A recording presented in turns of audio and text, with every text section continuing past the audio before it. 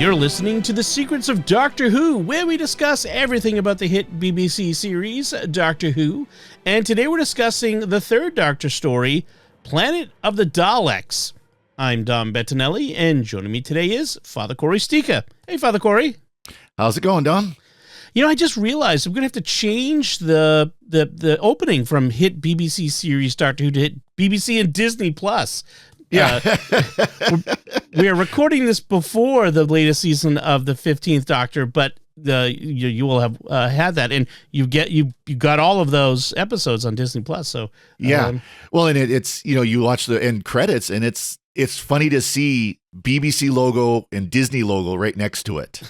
It's so weird. Strange, such a weird thing, especially someone who grew up with Doctor Who, and you always saw the BBC logo, and that was it. Yep. Disney is going to own everything. So Jimmy couldn't be with us this week, and so we're moving on to discuss this episode. Before we do, I want to recommend that everyone check out our merchandise store, where you can get your very own Secrets of Doctor Who t-shirt. Also, we have other shirts related to StarQuest and our various shows, but you can get a Doctor Who mug or a t-shirt or a phone case, and you can find that at sqpn.com/merch. And another show on the StarQuest network I'm sure you're going to enjoy is The Secrets of Technology, which you can find wherever fine podcasts are found, or at sqpn.com/technology. Speaking of technology, since Jimmy isn't here to do the recap, I have to do the recap, and I'm not very good at this. So I turned to technology to help. I found a transcript of the script of the Planet of the Daleks online, and I fed it into ChatGPT, and I said, give me a short recap of what happens in this one. So I'm going to read it to you. I haven't read this carefully ahead of time because I thought it'd be fun to see how accurate it was. So we're going to read ChatGPT. Yes, we're gonna do this together. So here we go. This week, the third Doctor and Jo Grant land on the planet Spyridon, unaware that it is under Dalek control. The Doctor has been shot by the Master and must send a message to the Time Lords before he collapses into a coma. Jo, infected by a local plant, helps the Doctor back to the TARDIS. No, that's not. But she gets infected after this. Jo helps the Doctor back to the TARDIS and begins recording logs as he falls into a deep coma. The TARDIS has materialized in Spyridon, where the Doctor is found by the Thals, who believe the planet to be Spyridon. Jo gets infected by a local planet and finds the Thals ship and meets an invisible local named Wester, who offers to help. The Thals and the Doctor plan to attack the Dalek city using explosives, but are unable to find a way inside. The Doctor ends up in a cooling chamber and must hatch a plan to escape using a hot air lift to the surface. The Thals manage to escape and hide from search patrols, and the Doctor and the Thals attempt to that's a repetition. They eventually escape and hide from search patrols. Come on, ChatGPT. The story revolves around survival, escape, and resistance against the Daleks. The Doctor and his companions face various challenges, such as escaping the jungle, facing the malfunctioning hot air balloon lift. They must also find a way to stop the Daleks from blowing up the planet. No, not blowing it up. They're going to infect it with bacteria that will kill all living things. And except for rounding up the prisoners to lead the Daleks to the Doctor's party. I'm not sure what that means. In this thrilling adventure on Spyridon, the Doctor and his companions must use their wits and resourcefulness to outsmart the Daleks and prevent the destruction of the planet. Ultimately, they manage to escape in the TARDIS, leaving the defeated Daleks on Spyridon. The Doctor advises the Thals, to tell their story honestly to prevent others from glamorizing war. I give ChatGPT a B- on that. Oh, you're more generous than I am. I'm giving it a D. It couldn't even get the story right. We're worried about AI taking over the world. It can't even summarize a 6-part Doctor Who story, and it's really not that complicated of it. I mean, it's a good story. You got some of those things very wrong. Some of the stuff I edited out, they got very wrong. So, Father Cory, what was your overall impression of the Planet of the Daleks? This was it's actually a good story. I mean, this really is a good story. It moves along fairly quick. I mean, it's a 6-parter, which usually 6-parters will drag, but there's a lot of stuff going on. Of course, you got the running through the jungle. I mean, the set that's made to look like a jungle, and they just move plants around. I like some of the alien plants they had. Those were kind of clever ideas they had with that. It was enjoyable. It was a good one. Of course, you got the Daleks being the Daleks. You know, we are going to exterminate. What do you mean our plans just got ruined by the Doctor again? We must kill the Doctor. What do you mean the Doctor escaped again? But it was a good. I enjoyed it a lot. Daleks get a Dalek, right? Yep. I enjoyed this one too. You're right. It's for a 6-parter, it moves along. Although there were times when Joe's rooting around in the Thal spaceship, it's like, come on, move, get to it. You know, there was some dragging out of things at times, or sneaking through the jungle, or sneaking through tunnels, or that sort of thing. It did feel like it dragged a little bit, but not super bad for a 6-parter. Exactly.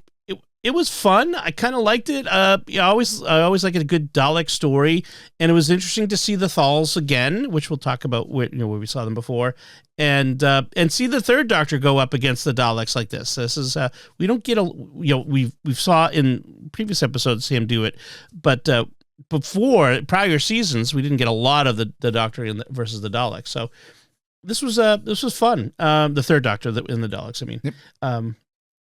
And like I said, this was a loose sequel to the prior story, Frontier in Space. It really was a continuation of it, where kind of like especially during the first Doctor's time frame when it would go like one story to the next without really any gap. Well, that's kind of what this was like too. Yeah, where this is where they're starting to put more gaps in, and of course that's then where things like Big Finish and novelizations will kind of fill in stories, but. Yeah, this one, the third Doctor usually the stories were more self-contained, but yeah, this one flowed from one to the next, so that was interesting. And Frontier in Space had more of the Master in it, whereas in the Daleks were in the background, and now it's the Daleks are in the foreground. And then, and it's also a kind of sequel to the very first Doctor story, where he goes to the Skaro and meets the Daleks for the first time, and the Thals. Yep. Yeah. So it was interesting. Did the second Doctor ever go back to Skaro and meet and see the Thals? So this is the first time the Doctor is seeing Thals again. Correct. And he's become a figure of legend. Yep. We only see the Thals 3 times in Classic Who. We see him, of course, in the Daleks, the original story. We see him this one, and then we see him Genesis of the Daleks, which is way in the past, and the Thals are different. They're fighting the war against the Daleks or the Khalids at that point, right? So they're not, they're not as peaceful as what the third Doctor knows them to be. Right. Yeah, in the Genesis of the Daleks, which is the fourth Doctor, it's the very first Dalek. So that's even before the first Doctor's appearance. Oh yeah, long before that. Yes. Okay. Were the Thals in the first Doctor story, the Daleks, they weren't primitive. They were just living, they were defeated. They're more pacifist, living off the land type of people than. Right. Okay. Yeah, than defeated. Right. One thing about this story, though, is it felt a lot like Mission to the Unknown and the Dalek Master Plan. Having just done those, we have a planet with deadly plant life, invisible inhabitants, Daleks. I wonder, did they realize that? Well, both were written, or at least in part, by Terry Nation. Terry Nation wrote this, and he was at least involved in writing Mission to the Unknown and Dalek's Master Plan. So I'm sure it's not a coincidence that there are a lot of similarities. Yeah. I mean, this was his first thing he wrote for Doctor Who since 1965. Right. Which is like the Daleks, we've talked most of the second Doctor's time, and the Daleks don't show up a lot there. And so, and of course, Terry Nation, it was, and now the Terry Nation Trust owns the Daleks. So, right. So they're his babies. Yeah. Anytime we want Daleks, we have to pay Terry Nation's estate. Yep. So yeah, it is interesting to see that echo, but it wasn't too bad. It wasn't like a total ripoff and just the same thing over again. I mean, it was different, especially given that's the third Doctor, which is right, very different from the first. Yeah, much more action Doctor. Yes. So we have this opening where the Doctor is recovering from being shot, and it's very interesting the physiology of the Doctor, his ailments in this point. He goes into this deep healing coma, which looks like death. Yeah. And then goes in this phase where he's frozen, like he's got ice on him. He's so cold. I know we see this deep coma, healing coma thing again. Yep. But I don't know if we ever see that, like him, that getting frozen to the touch. Like, yeah, where he actually starts absorbing heat from the outside because he becomes so cold. Yeah, we really don't see that. But yeah, he does do the coma, or where he will rest and heal, like up into the fifth Doctor, where when the regeneration of the fifth Doctor, where he has to go into the 0G room to rest from the healing, or from the bad regeneration. Right. Yes, that's right. That's where we see that again, at least that time. So it is interesting. But what it does is it leaves, he sends this message to the Time Lords, and they take control of the TARDIS and land it on Spyridon, even though he's like incapacitated. And because he asked, have me follow the Daleks wherever they're going, from the prior Frontier in Space. And so it kind of leaves Jo alone. She's just, and all she has is a cassette case to talk to. Yeah, I love that, the TARDIS log, and it's literally a cassette tape case that which again, in 1973 when this came out, that was high tech. I mean, that was advanced. It was cheap still. That was funny. And he says, you record anything significant here. And so she just starts rambling all over the place in it, which is because if the Doctor is in a coma, who does Jo talk to? For story reasons, we need Jo to be talking. Otherwise it would be a very quiet episode. And one thing I did like about this opening is she got to have agency. She got to go out there and, do what needed to be done, and of course the companion is always our point of view.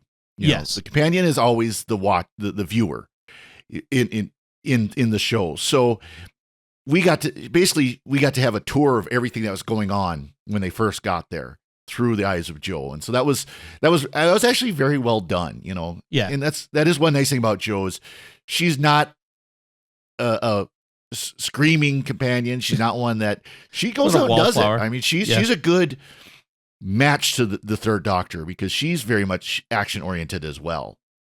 I have to say the women that they pair the third Doctor up with are always very good. Like because before her was the scientist Liz Shaw. I really liked Liz Shaw, and I wish they kept her. But although I really like Jo. And it's like they really paired him up with some solid. And of course, they could stand up to him, Yeah, and then of course after Jo is Sarah Jane. Right, man. So, I mean, they'll talk about hitting it out of the park. Three good companions, three very really good companions. Yeah, I did write a note though. It's really such a good idea for Jo to wander off in the jungle all alone on an alien planet. Like, I'm not sure you should be doing that. Yeah, I guess she figured you'd be okay. I'd be worried though if you got the plant squirting thing on the TARDIS's cameras. Probably don't want to go out there if they're doing that. Yeah. She does put her jacket on though to protect herself. It's cold. I guess. It's cold, and it's cold. Right. So did she run into the Thals first, or is the Doctor? I forget now. She runs into the Thals first because she finds the ship. Okay.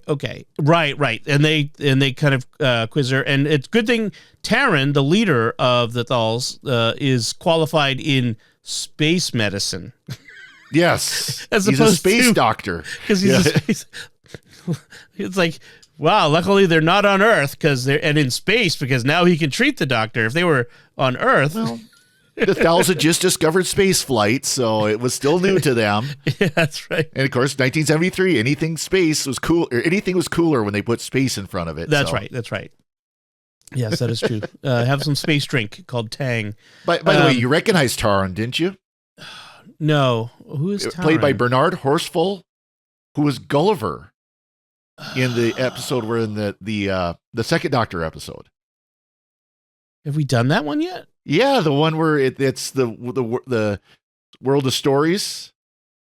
Oh, right. Where Gulliver would come in and everything he said was from Gulliver's Travel. Yes. Okay. Same Now now I recognize him. Interesting. I kept thinking that was it Latap or Kodal looked familiar, but neither of them really. I looked them up, and I'm like, I've seen them in something, but I looked at their CVs, and it's like, no, I haven't seen them in any. They've done anything that I've seen before. So I forgot to write down the name, but there was one of them that the one that's like, we got to attack now, and yes. He was on Space 1999. Yes, that's where I recognized him from. Yep. Oh wow, that's right. That is Weber. Prentice Hancock. Yep. Yes, that guy was like all about attack. Yeah, like literally pulls the gun on his leader, and then all of a sudden, oh wait, we can wait again, and now I'm going to do it again, and it's like, okay, whatever, dude. What a jerk. I mean, I'm sorry, but like he's so critical of Taran as being a coward and too tentative, and I'm like, so what's your plan? Attack. Like, yeah, okay. What's your plan to succeed? Yeah, and the worst part was, of course, later towards the end, it's like if he had actually attacked the way he wanted to, he would have made things worse. Right? Oh, there can't be more than a dozen of them, right? No, just 100,000 or 10,000. 10,000, I think it was. Yeah. Yeah, 10,000. That's all. No big deal.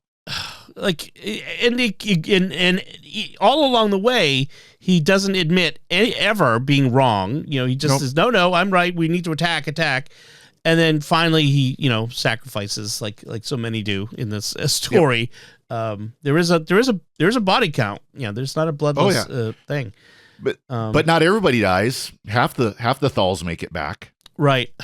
I did think it was funny, like how we have to capture the Dalek ship so that we can get back home. If we don't capture it, we're stranded here, and it's a suicide mission. We're all going to die anyway. And it's like, the Doctor does have control of the TARDIS now. Like he can go wherever. Take you home. Yeah. Like that was a big gaping plot hole in this one. But that's the classic plot hole of Doctor Who. Any Doctor Who episode is, as long as the Doctor can reach the TARDIS and is actually smart enough to reach the TARDIS, they could just get out of the problem anyways. Right. He could just go. I mean, he wants to solve whatever the thing is. He doesn't want the Daleks to army to march on Earth and all that sort of stuff. But still, he could have. He could have said, "Oh, this doesn't have to be a suicide mission. I can get you home. Yeah, I'll give you a lift." So we do have these invisible Spyridons, the natives to the planet, who are invisible while alive and become visible when dead, which I think is interesting. It made me think about the evolutionary aspects of invisibility, how they would involve invisibility and how it would affect their the way they build their society and civilization, civilization of invisible people. Would they? I mean, I suppose they could see things, so they would want to design things that art and all that sort of stuff. Yep. But yeah, it would be interesting. I wonder if they could become visible at will, like if they wanted to. You would. I'm kind of surprised they didn't do that. Didn't have Weston, by the way, played by he's another actor. Yep, Roy Skelton, who's commonly the voice of the Daleks. In fact, he was one of the voices of the Daleks in this. But you would think. I mean, first of all, it seemed like their invisibility was like a chameleon kind of thing, but it was more active. But you wonder if it's. When you talked about Dalek Master Plan, the invisibility there was that they could not be seen in human sight.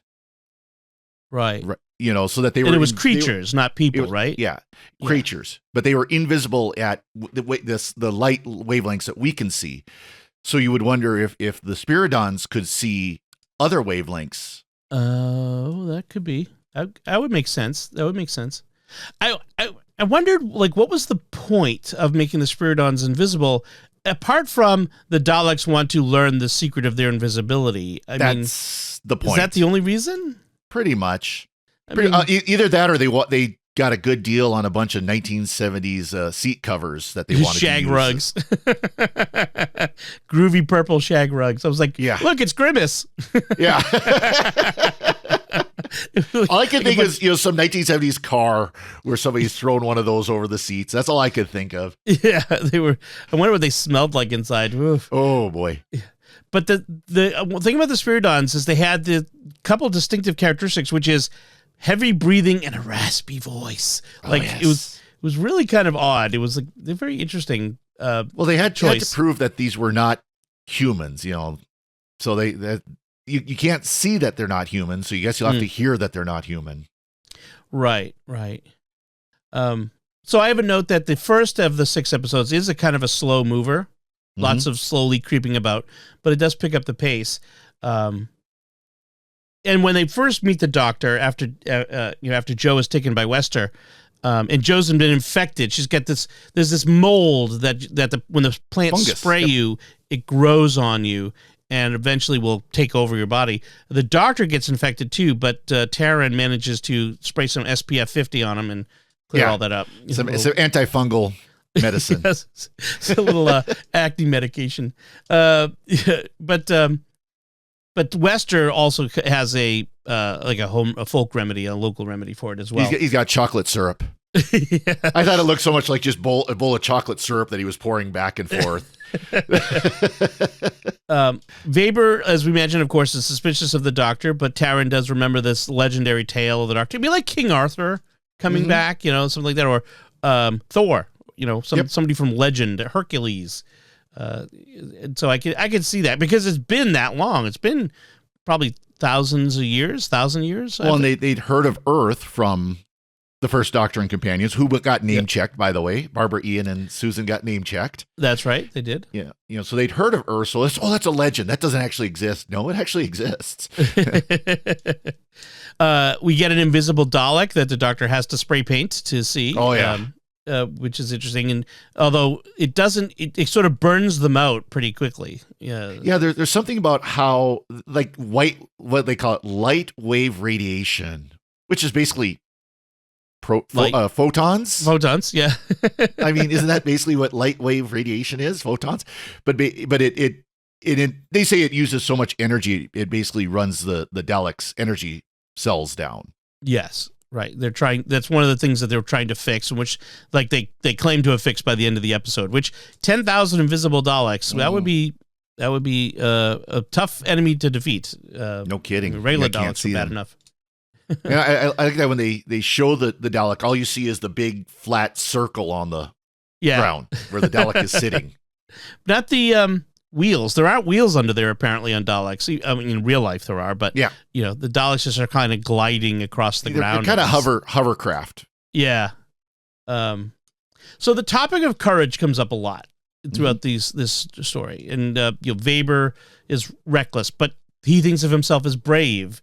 Taryn is cautious, but Weber thinks it's cowardice, and Tabor thinks that he's not being particularly brave because he's afraid. And the Doctor says courage isn't a matter of just not being frightened; it's being afraid and doing what you have to do anyway, which is a good definition.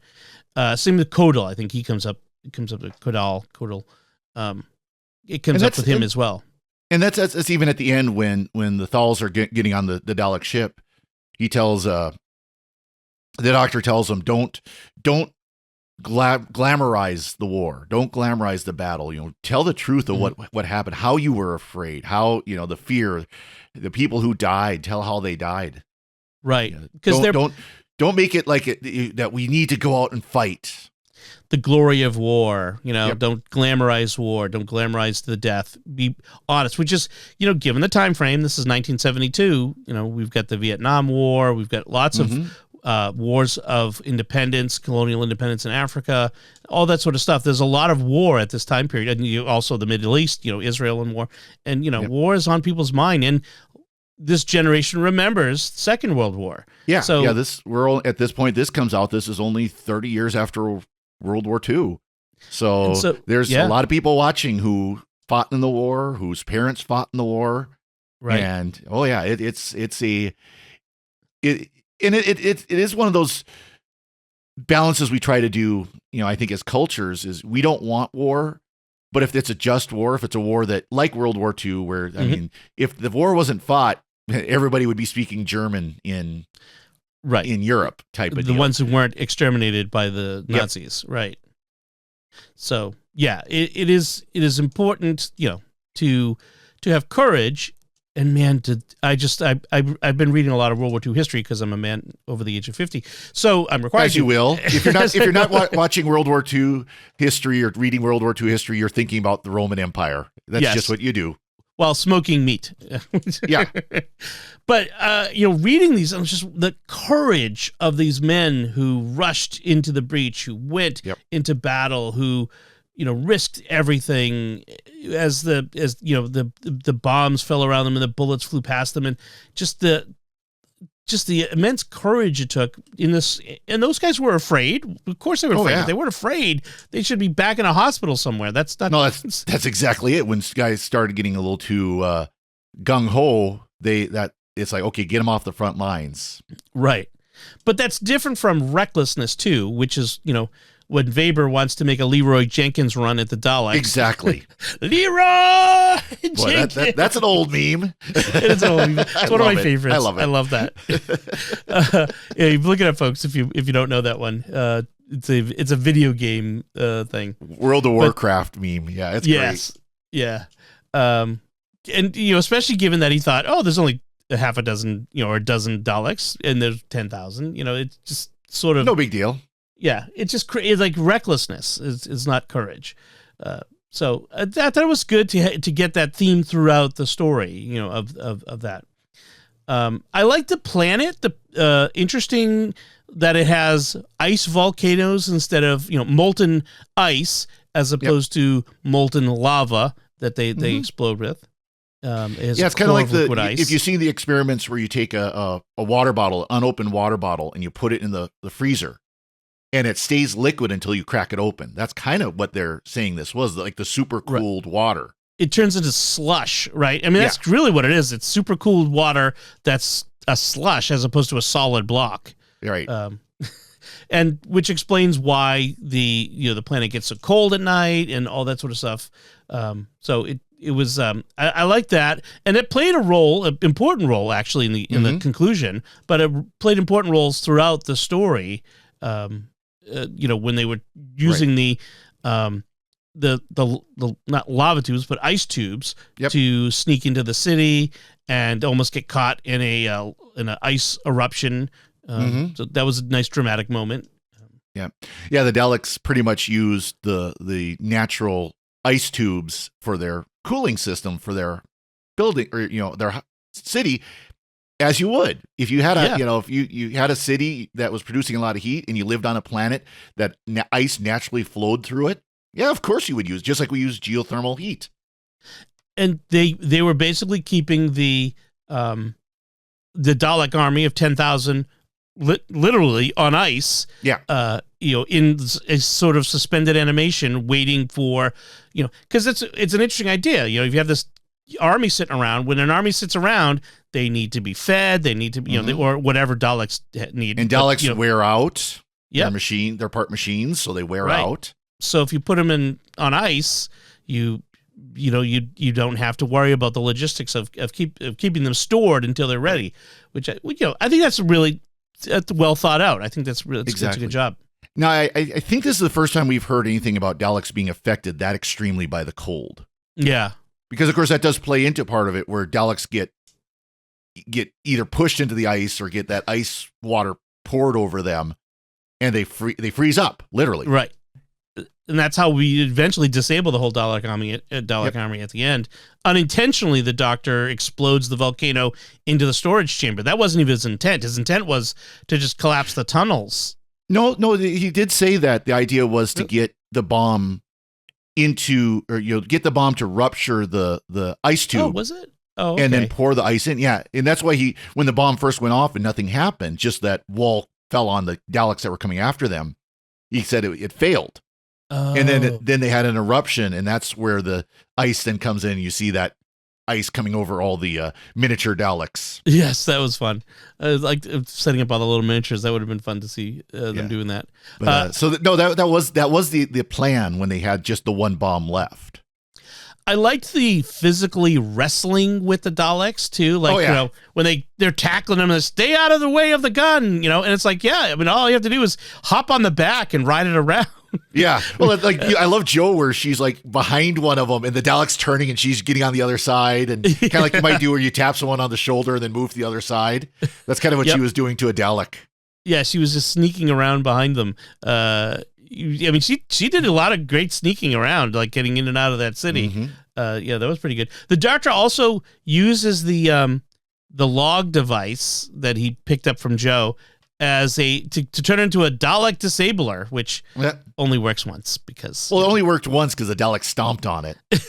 No, stupid big-footed Dalek. But, you know, it would be, if you could replicate that and make a lot of them, that would be a useful tool, a useful weapon against Daleks. That doesn't seem to come up, but okay. Nope. The Doctor does talk about how he abhors violence in this one, you know, but he also doesn't forget to tell Kodal to grab his gun when they were escaping. You know, this is a practical Doctor. Like yes, violence is to be avoided when possible, but when necessary, we must take up arms to defend.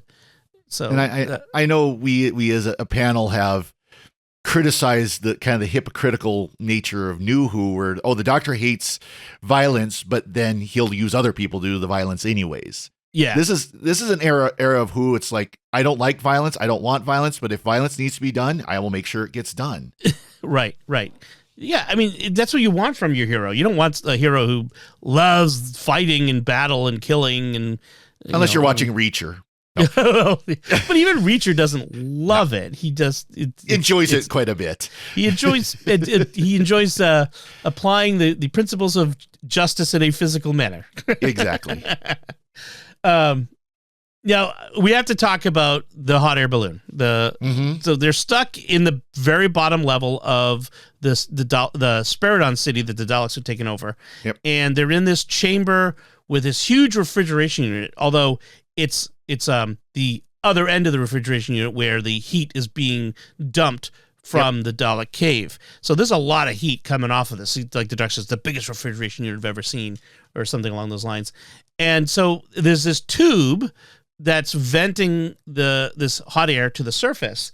And so the Doctor comes with his plan. He gets this big plastic sheet, ties ropes to 5 corners, makes 5 corners, and then lets the hot air push it up the tube. And I'm like, could that actually work? If the plastic was strong enough and there was that much heat, although if there was that much heat, they wouldn't be mildly inconvenienced by the heat. I mean, this is obviously production issue, not storyline issue. I mean, they would be sweating buckets in that room. It would be almost unlivable in that room to produce that much heat.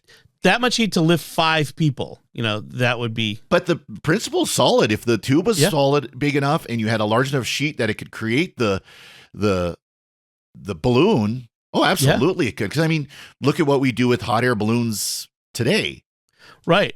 I mean, this is how hot air balloons was discovered. It's like people putting paper bags in a fireplace. I think it was the French brothers who invented the principles of the hot air balloon. I don't know if anybody else has done that, but the little experiment where you take like a little paper bag, and you put it over a candle and watch it lift. Yeah, that's a lot of fun. Do that as a kid. You used to do that as a kid. That was fun. Till the parents got worried that you might burn something down. But do it outside. Now, when the Daleks discover that they've escaped up the tube, they don't turn off the refrigeration unit, which is what you could do to make them fall. If you just turn it off, they would. Well, they would come down. To be fair, the amount of heat that's been produced, it would take a while before it would cool down enough to do it. Yeah, I guess so. So that what they do is they get a anti-grav unit and send a Dalek up after them. which was first fun time because, we see that. First time we actually see a Dalek flying.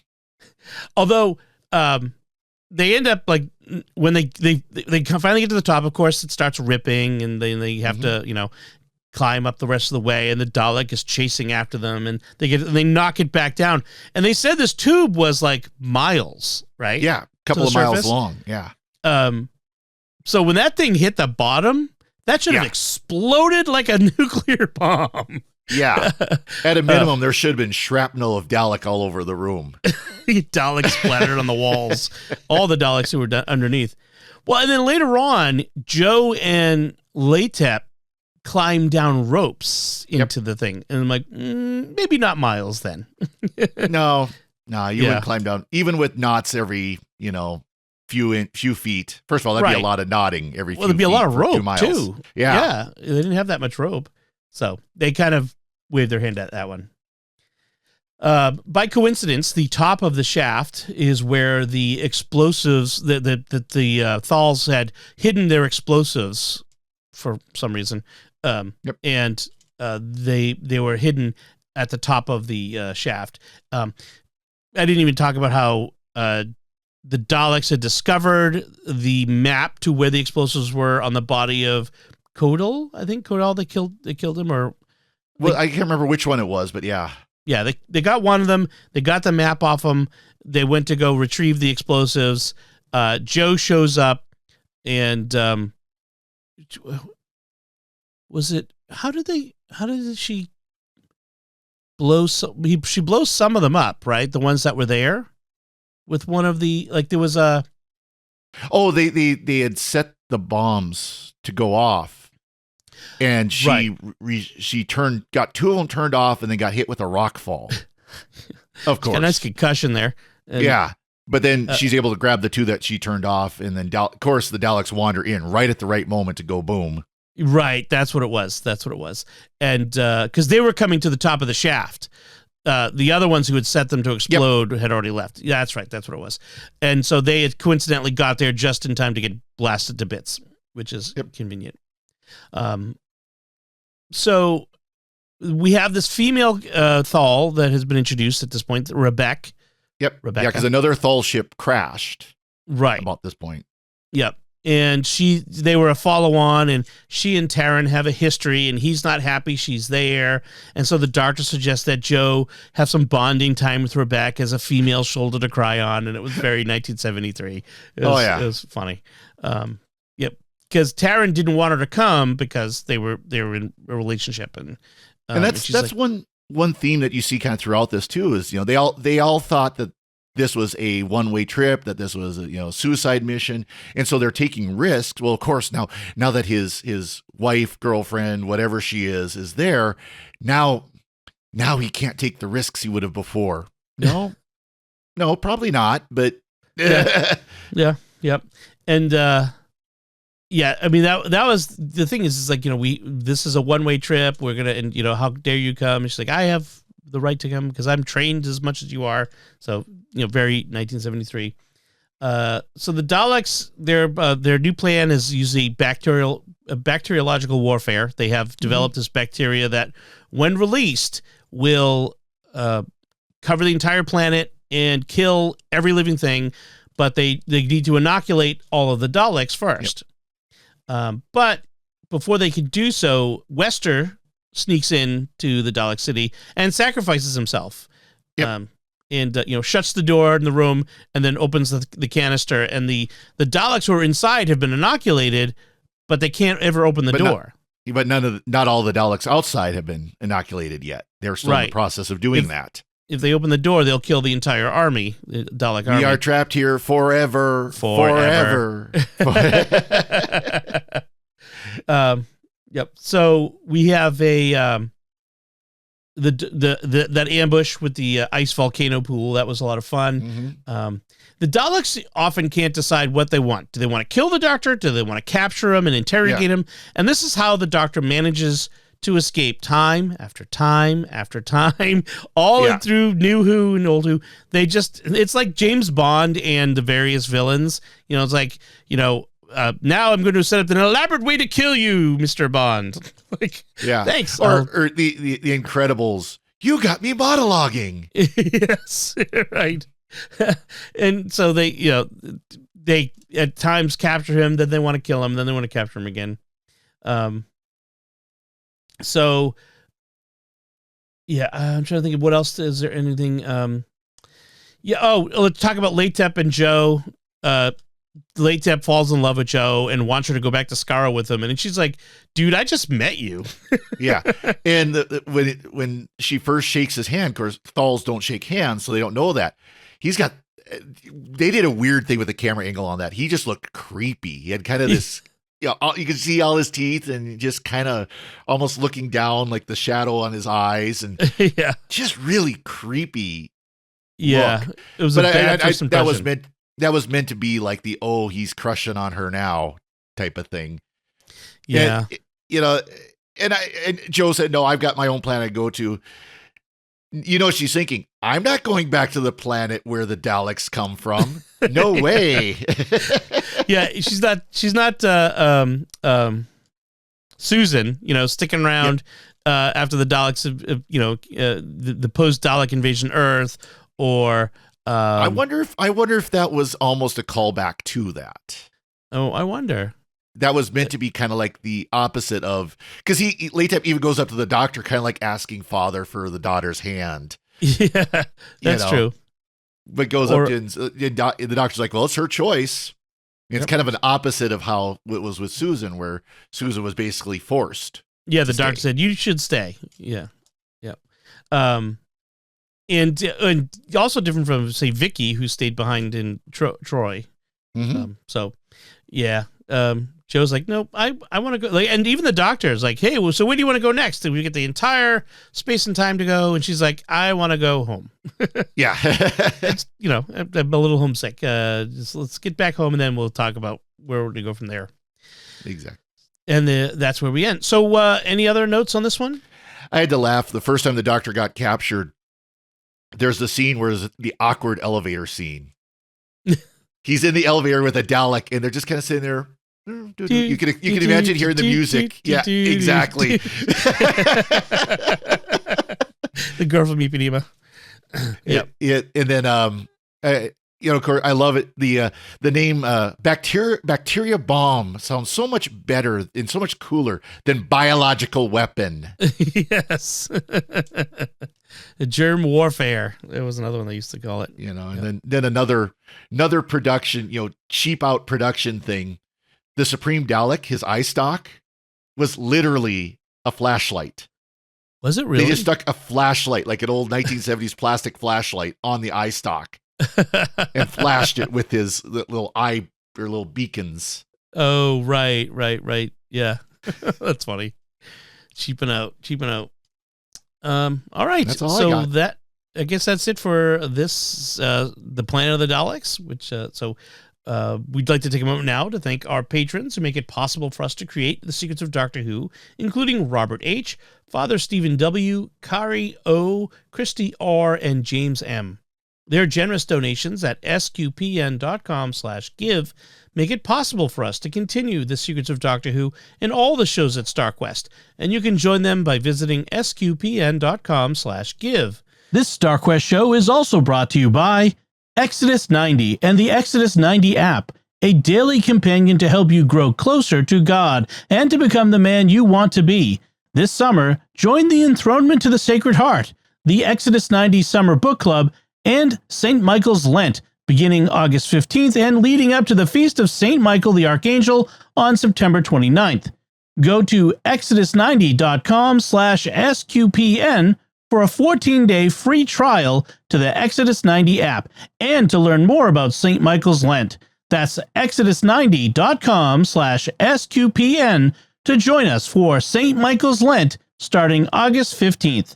And we'd also like to thank Zyman Yannick, who edited this episode. That's it from us.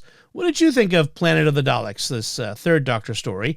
You can let us know by commenting on the show at sqpn.com or the Secrets of Doctor Who Facebook page, or send an email to drwho@sqpn.com, or visit the StarQuest Discord community at sqpn.com/Discord, or you can watch us on the Secrets of Doctor Who on our YouTube channel at youtube.com/StarQuestMedia, where you can also leave a comment and also subscribe and hit the bell for notifications.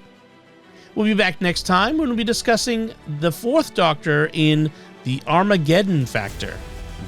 Until then, Father Cory Sticha, thank you for joining me and sharing the secrets of Doctor Who. Thank you, Dom. And once again, I'm Dom Bettinelli. Thank you for listening to The Secrets of Doctor Who on StarQuest, and remember, there's a considerable difference between courage and reckless stupidity.